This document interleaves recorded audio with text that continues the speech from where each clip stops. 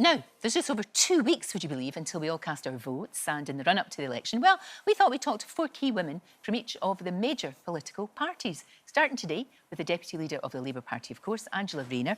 Angela, great to see you. Good morning. Good to see you. It must be a crazy time, obviously. As a woman in politics, though, never mind the party you belong to, you've got to have such tenacity, don't you? You've got to have the strength of a pit pony, I think, in order to survive. I think there's a serious point, regardless of political party. Sure. We've seen many women that have said that they're not standing again because of how the challenges are. We've got to be kinder as a nation, I think, especially online. I think that's one of the things that I was disappointed with, the online safety bill that was watered down, is actually across the board we need to recognise that online abuse at the moment, not just for politicians, but generally, is sending a negative discourse. I think it's having a real negative effect on people's mindsets. I would agree with you, absolutely, 100%. The trouble with being a female politician is you get judged on things, ridiculous things, like how you look. Not what you're saying, not what you stand for, not what you believe in a way that men don't. And you, of course, went through that yourself when you got ridiculous amounts of complaints about the fact that you wore a skirt. Yeah. I mean, really. Yeah, I get it for my accent. I get it for the way, you know, I look, what I wear, my background. You know, because I left school and I had my son when I was 16, I get constantly, oh, she's promiscuous, or, oh, she's, you know, thick, she doesn't know how to speak. And that, you know, that is a bit of...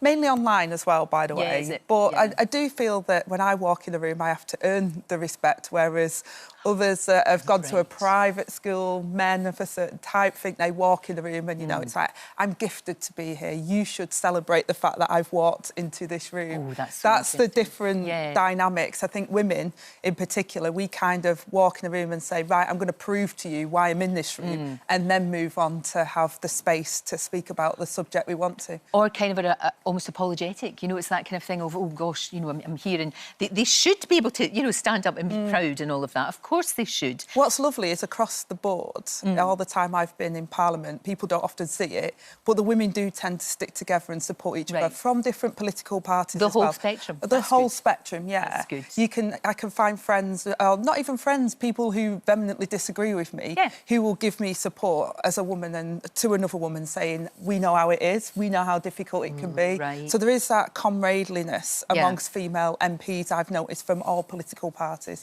So how do we get to the stage where we get more, particularly more working class women, and we get more women in politics? Because a lot of them would be, you know, a lot of people who are very idealistic, you know, talking about people in their 20s that really want to make a change and really want to do that. How do we encourage them into this world and support them when they make that decision?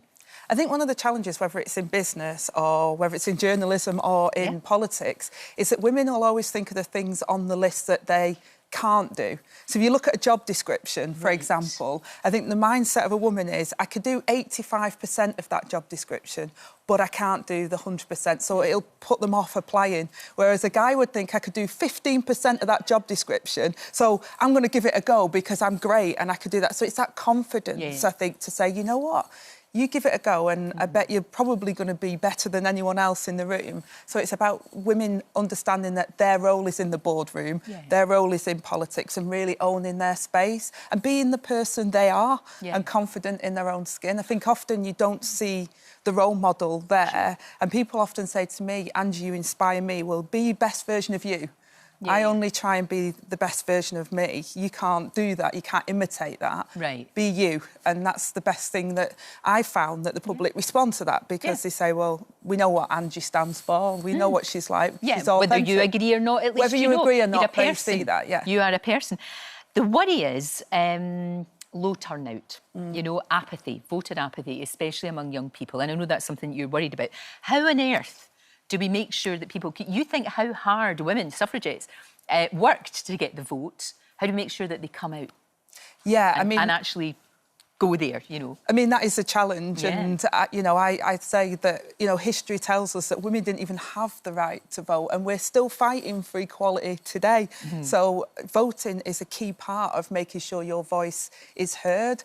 And, you know, I tell people all the time, I often get don't do politics. But actually, every single day of your life, politics hits you whether you do it or not. Yeah, everything is politics. You know, the cost of things in your supermarket, the inflation figures, your mortgage payments, whether there's homes that you can buy, whether there's council homes if you need a social housing. These are all dictated and affected by politics. Of course. So it does affect us all. That's the thing. It does, whether you're involved or not. Oh no, I'm not interested in that. Well, of course you're interested in that because it's, you know, we all try in life. It impacts on all of us. It absolutely does.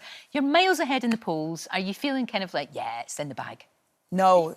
No, it really scares me because not a vote's been cast, actually. And if people think, oh, well, I don't need to vote, Labour's going to win anyway, then we could wake up on the 5th of July and have a very different result. Because if everybody chooses not to go out and vote, then that means we could have 5 more years of the Conservatives. And for me, after 14 years of the chaos that we've seen, the sleaze, the scandal, the economy being, you know, in a devastating situation that's cost people in their pockets every day, you know, I wouldn't want them to get in by default by the way in which they're talking about this super majority. Well, in 2019, we had our worst defeat since the 1930s. To come back from that and to win even a small majority has never been done in history before. So it's a big hurdle for us to cross.